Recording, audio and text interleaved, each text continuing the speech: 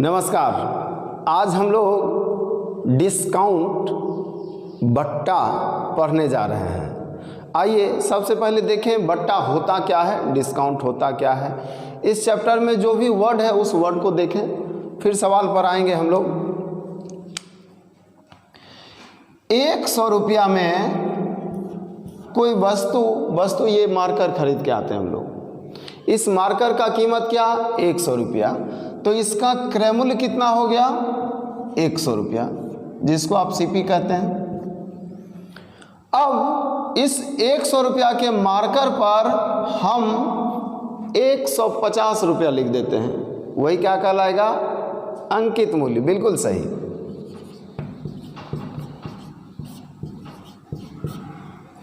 Mark price.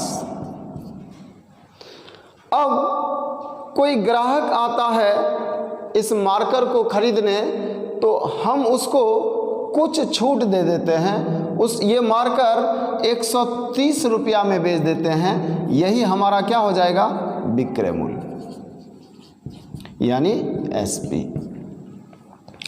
100 रुपया में हमने खरीदा था, क्रय मूल्य 100, उस पर दाम अपने मन से हमने लिख दिया 150। ये हमारा मार्क प्राइस हुआ, अंकित मूल्य हुआ, अंक कर दिया गया मूल्य है। जो मूल्य अपने मन से हमने लिख दिया वो मूल्य है अंकित मूल्य, मार्क प्राइस। अब 150 रुपया था, आप आए खरीदने, तो हमने आपको 20 रुपया कम में वस्तु बेच दिया। तो हमने कितने में बेचा, 130 रुपया में। तो जो अंकित मूल्य था और जितना में बिका, इन दोनों का अंतर ही छूट कहलाएगा। इसी को छूट बोलेंगे ना। इस मार्कर का दाम क्या था, 150, आपको मिला कितने में, 130 में, मतलब छूट क्या मिला, 30 रुपया। इसी छूट को क्या कहेंगे, इसी छूट को कहेंगे बट्टा, इसी छूट को कहेंगे डिस्काउंट। यही छूट हमारा बट्टा कहलाता है, यही छूट हमारा डिस्काउंट कहलाता है। यही आपका चैप्टर है। आज इसी चैप्टर को आप पढ़ने जा रहे हैं। आइए सवाल पर आते हैं।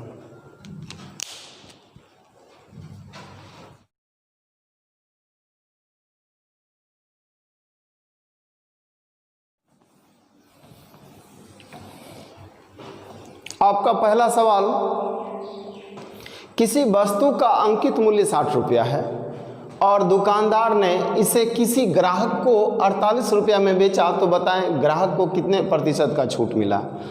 आप किसी वस्तु का मूल्य क्या देख रहे हैं, 60 रुपया, आपको मिला कितने में, 48 में, तो आपको छूट कितने का मिला, 12 का।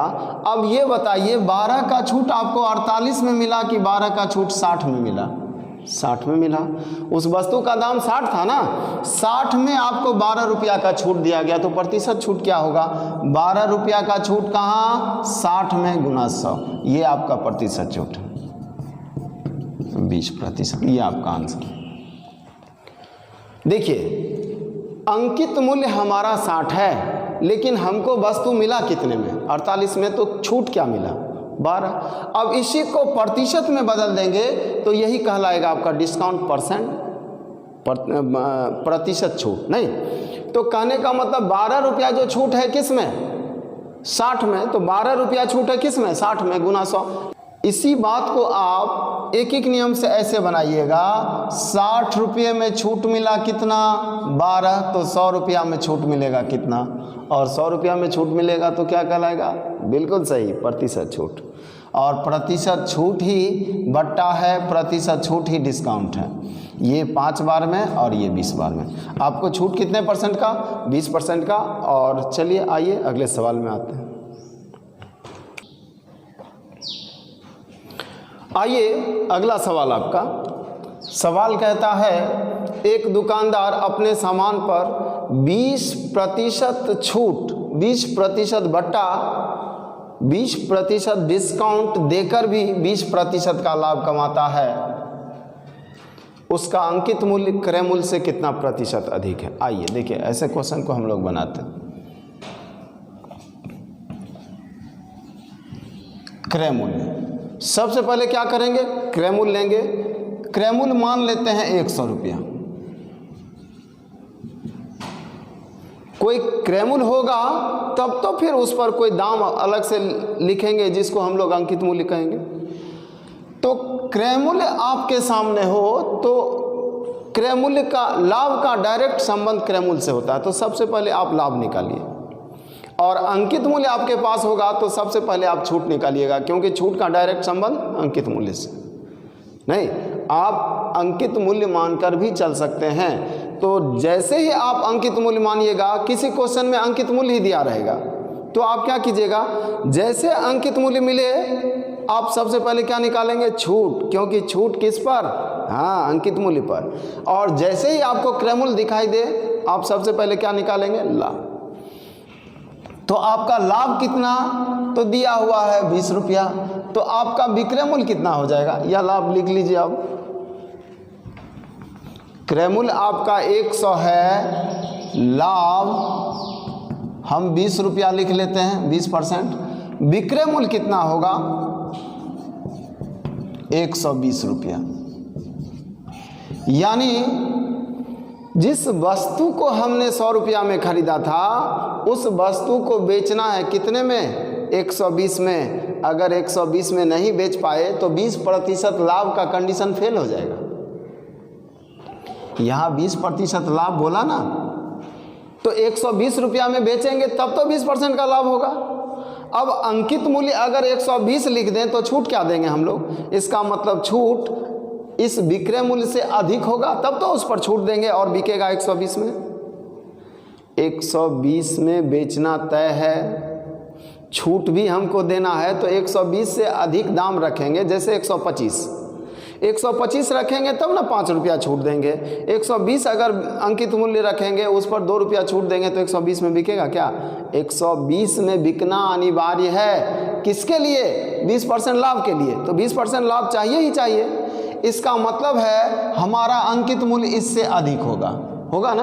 अब क्या होगा वो देखिए, 120 रुपया में वस्तु बिकेगा ये तो तय है, और वस्तु बिकेगा अंकित मूल्य के 80% में। ये बात आप नहीं समझ पा रहे हैं।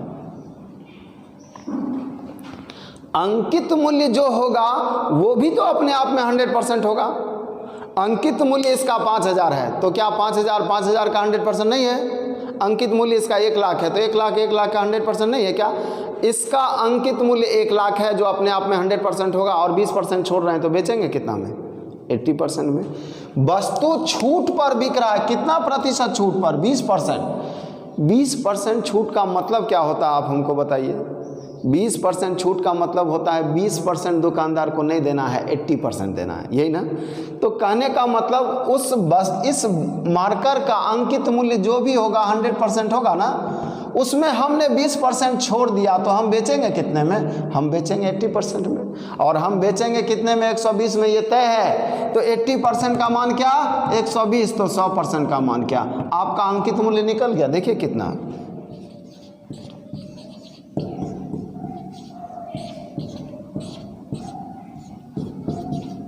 150। इसका मतलब है क्रय मूल्य क्या था 100, अंकित मूल्य क्या हो गया 150, तो कितना % अधिक हुआ, 50%। आइए अगर इस 100% को आप नहीं समझ पा रहे हैं तो यहाँ आप x ले लीजिए। देखिए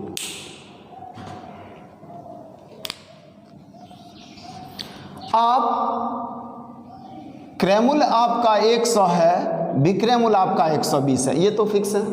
अगर क्रय मूल्य 100 है तो 120 में ही बिकेगा, उससे कम में बिक नहीं सकता है। और अंकित मूल्य मान लीजिए x रुपया है, आपका अंकित मूल्य क्या है, x रुपया। समझाने के लिए इस बात को आप समझ पाएंगे।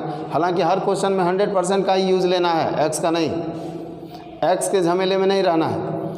अगर x रुपया आपका अंकित मूल्य है, आप जाइएगा दुकानदार बोलेगा इसका मूल्य x रुपया है, और 20% हम छोड़ देंगे तो कितना में मिलेगा आपको मिलेगा इतना में, और वो वस्तु आपको मिलेगा कितना में, 120 में।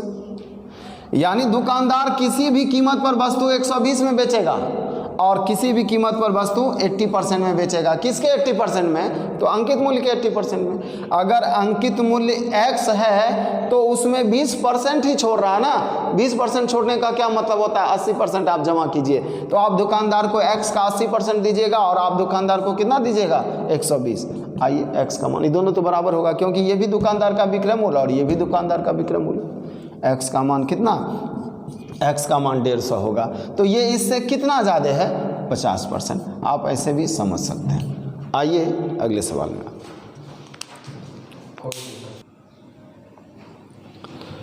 अगला सवाल, एक दुकानदार अपने सामान पर 25% बट्टा देकर भी 5% का लाभ कमाता है, उसका अंकित मूल्य क्रय मूल्य से कितना % अधिक? हूबहू वही सवाल है। आइए समझने में आपको कहीं कोई दिक्कत नहीं हो। 100 रुपया अगर आपका क्रय मूल्य है तो हमने अभी कहा था क्या? आपका सबसे पहले लाभ निकलना चाहिए, विक्रय मूल्य निकलना चाहिए। तो आपका विक्रय मूल्य कितना होगा? 105। अब कहिए लाभ ही पहले क्यों निकलना चाहिए? क्योंकि लाभ का डायरेक्ट संबंध क्रय मूल्य से, और अंकित मूल्य मानेंगे तो सबसे पहले छूट निकालेंगे, ये ध्यान रखना है। तो 105 में बिकेगा और 105 में बिकेगा 25% छोड़ने के बाद। दुकानदार 25% छोड़ेगा मतलब 75% आपसे लेगा। दुकानदार अंकित मूल्य का 75% वसूल करेगा और दुकानदार आपसे वसूल करेगा कितना? 105 रुपया। तो 100% का मान, तो 75% का मान इतना, तो 100% का मान कितना? 105/75 गुना 100। ये 4, ये 3 और ये 35 बार में, ये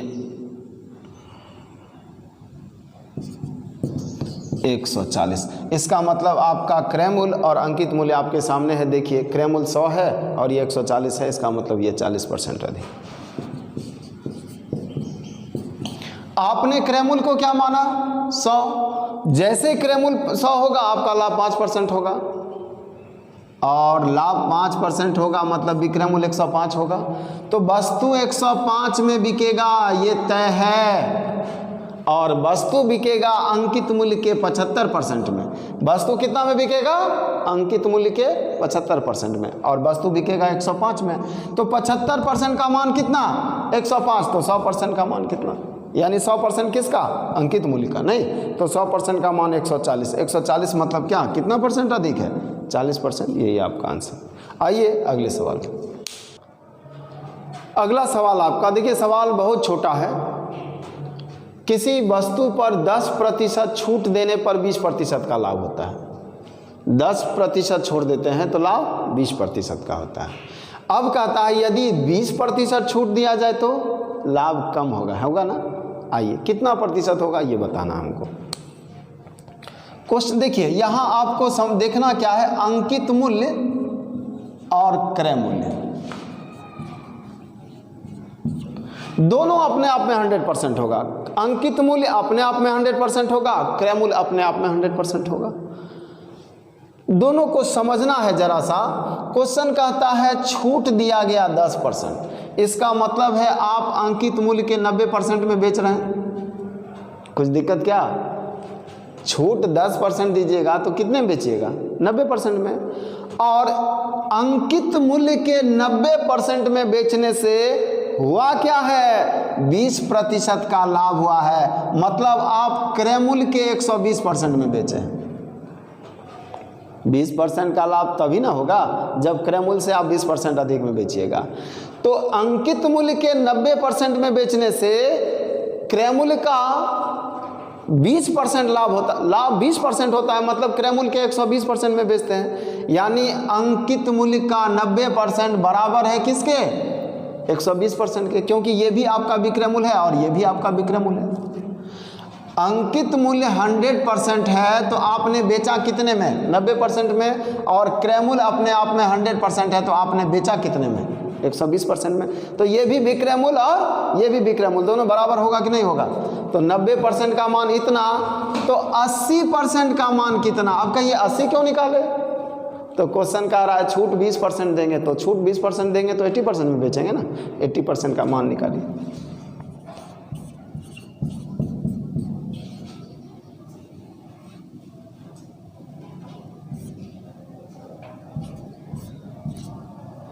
320/3 यानी 20/3%, या इसको आप ऐसा लिख सकते हैं, इसको भाग लगाएंगे तो आएगा 106.2/3%। मतलब आपका 100% यहाँ क्या दिख रहा है, 106.2/3%, मतलब 6.2/3% का लाभ होगा।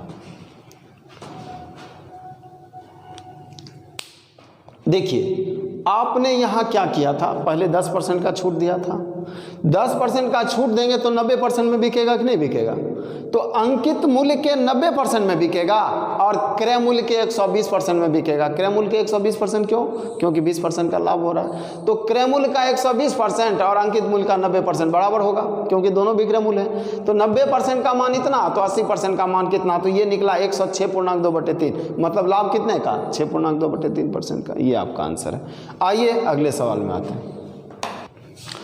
अगला सवाल, किसी वस्तु पर 25% छूट देने पर भी 20% का लाभ होता है। यदि छूट 10% कर दी जाए तो लाभ कितना प्रतिशत होगा? देखिए आपका अंकित मूल्य भी 100% होगा, आपका अंकित मूल्य 100% होगा और आपका क्रय मूल्य भी 100% होगा। इसमें कोई किंतु परंतु नहीं है।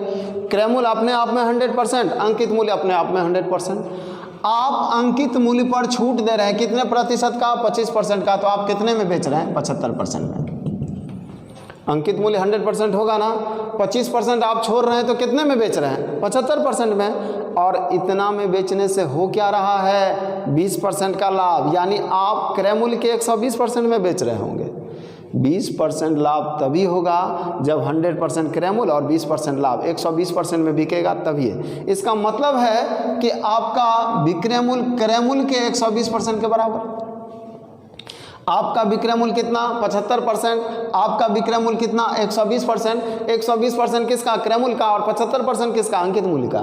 तो 75% का मान कितना? यानी ये भी विक्रय मूल्य और ये भी विक्रय मूल्य, दोनों विक्रय मूल्य तो बराबर होगा ना। तो 75% का मान इतना, तो 90% का मान कितना? आपका ये 90 कहाँ से आया? अब क्वेश्चन कह रहा 10% छूट देंगे। 10% छूट देंगे तो कितने में बेचेंगे? देखिए तो 120/75 गुना 90,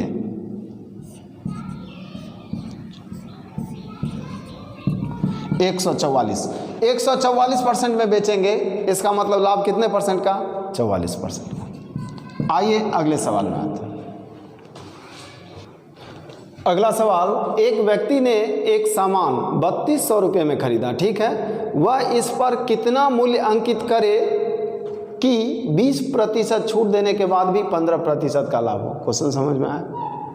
क्वेश्चन कह रहा है 3200 रुपया में हमने मार्कर खरीदा और इस पर इतना दाम लिख देना है कि हमको लाभ भी हो और छूट भी दें। छूट कितने का? 20% का, और लाभ कितने का? 15% का। आइए देखिए, 3200 रुपया ये हम लोग का क्रय मूल्य है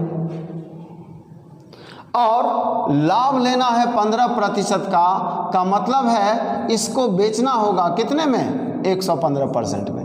क्या ये हम लोग का विक्रय मूल्य होगा? क्या होगा? अगर 3200 हमारा क्रय मूल्य है, 15% लाभ लेना है तो बेचना होगा 115% में, क्योंकि 100% क्रय मूल्य, 15% लाभ, विक्रय मूल्य 115%। इतना में आपको बेचना पड़ेगा। और क्वेश्चन कहता है अंकित मूल्य के 80% में बेचना पड़ेगा। क्यों?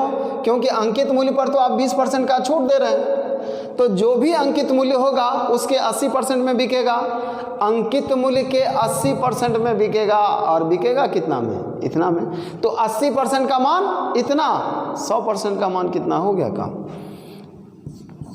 तो 100% का मान निकालेंगे हम लोग ऐसे, 3200 गुना 115/100 और यहाँ 80 नीचे आएगा और 100 ऊपर जाएगा। इसी को कैलकुलेट हम लोग करते हैं तो आता है इसका मान 4600। तो जिस वस्तु का दाम 3200 था उस पर हम लोग अंकित मूल्य कितना लिख रहे हैं? 4600, और 4600 उस पर अंक कर देंगे तो दोनों कंडीशन फुलफिल हो जाएगा। कौन सा? 15% लाभ का भी और 20% छूट का भी। मिलते हैं अब हम लोग अगले वीडियो में।